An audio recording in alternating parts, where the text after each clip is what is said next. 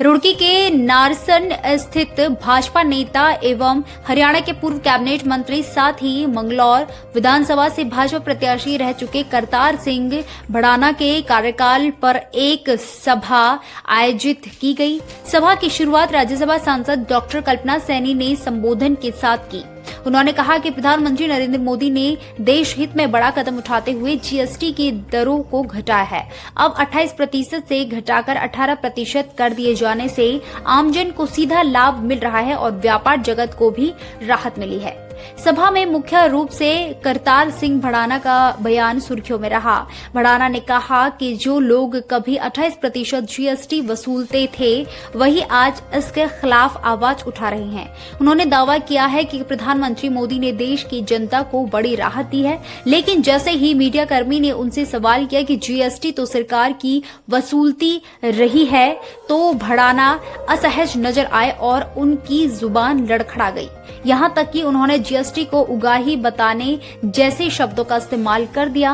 भड़ाना का कहना था कि दरों में कमी से जनता को प्रत्यक्ष लाभ मिला है।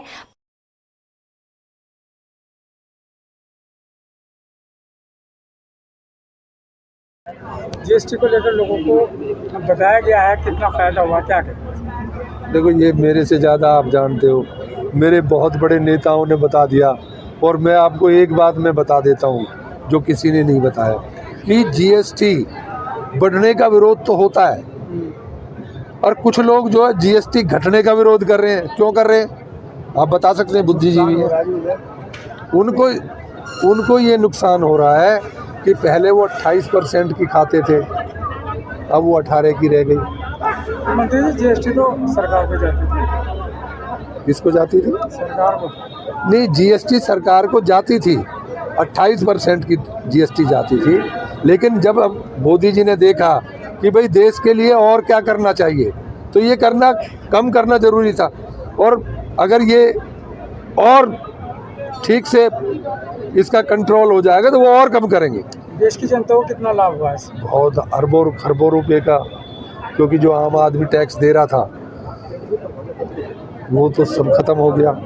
और आगे जीएसटी से जिस तरह से उगाही हुई है, उससे मोदी जी इस चीज़ को लेके चल रहे हैं कि और अगर ठीक उगाही होगी, जो खाने वाले हैं वो बंद हो जाएंगे खाना, तो और कम कर दी जाएगी। कैसे देखते हैं आज का कार्यक्रम? मैं तो बहुत अच्छे से देखती हूँ। सामने की सभा बता रही है कि हाँ, कितना उत्साह मेरे मंगलौर विधानसभा के भाइयों और बहनों में है।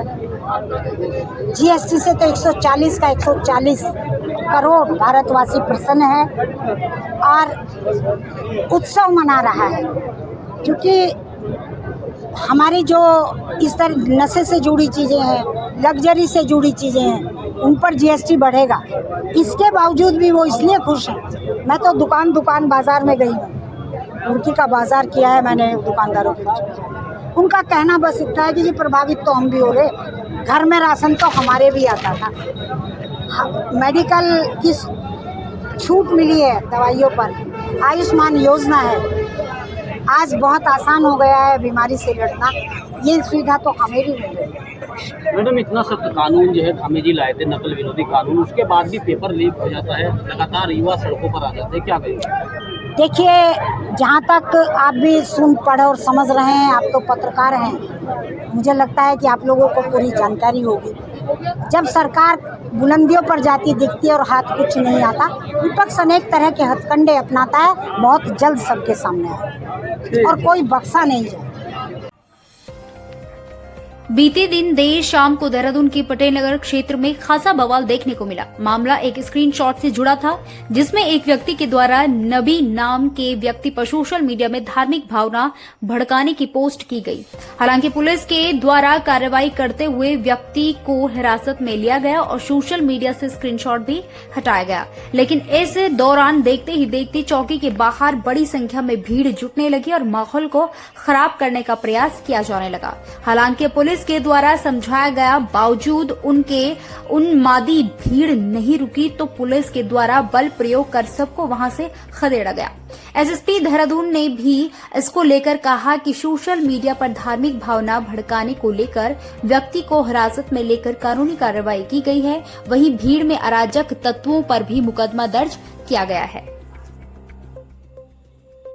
एक पोस्ट कल सोशल मीडिया पर एक धार्मिक पोस्ट के कमेंट किए गए थे और उस पर जो है काउंटर कमेंट में जो है एक 11वीं क्लास का पढ़ने वाला छात्र था, उसके द्वारा उसमें कुछ आपत्तिजनक टिप्पणी की गई थी। चूँकि संज्ञान में आते ही हमारी सोशल मीडिया टीम द्वारा इसको तत्काल उसको लड़के को ट्रेस किया गया था और उसको हिरासत में लेने के बाद उसकी जानकारी पूरी की गई थी और उसके द्वारा उस आपत्तिजनक पोस्ट को पुलिस द्वारा हटवाया भी गया। और साथ ही साथ जो है इसमें धार्मिक भावना भड़काने में सब इंस्पेक्टर जो चौकी इंचार्ज है ISBT के, ये बाजार चौकी के, इनके द्वारा जो है एक केस भी इस पर रजिस्टर्ड कर लिया गया।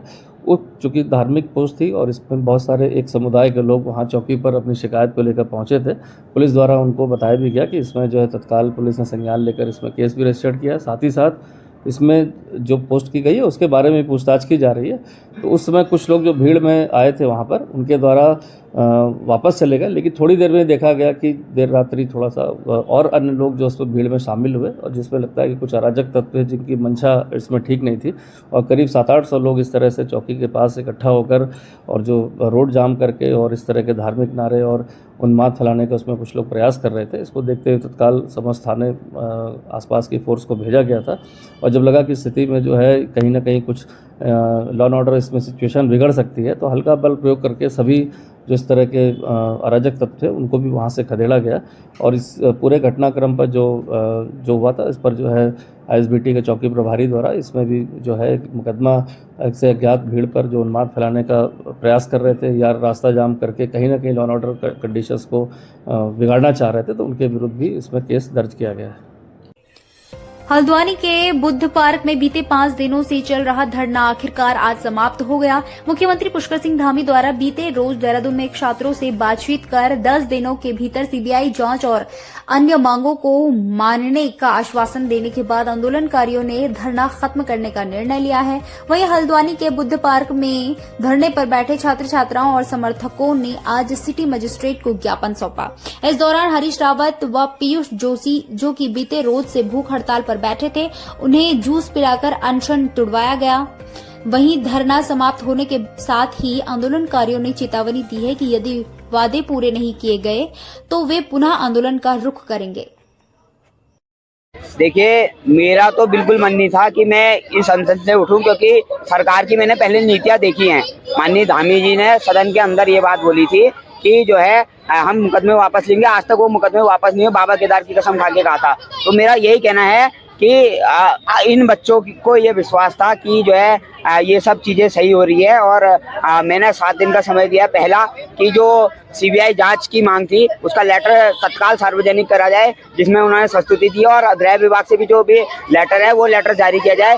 दूसरा जो लेटर है, दूसरा लेटर दिया जाए। दूसरा लेटर कौन सा? जो परीक्षा निरस्तीकरण का है। और तीसरा, आयोगों में जो सुधार की बात हमने की है वो 7 दिनों के भीतर उसका वो शुरू किया जाए। 7 दिनों में अगर ये नहीं होता तो मैं व्यक्तिगत तौर पे तो बैठूंगा और ये आंदोलन छात्रों के द्वारा नहीं होगा, छात्रों के लिए होगा, क्योंकि मैं भी छात्र हूं। और इसमें मैं प्रदेश के तमाम राजनीतिक दलों का भी आह्वान करूंगा, सब सामाजिक लोगों का आह्वान करूंगा, क्योंकि ये संघर्ष केवल युवाओं को जो है भटकाया जा रहा है और उनको जो है मांगों से जो है भटकाया जा रहा है। धन्यवाद।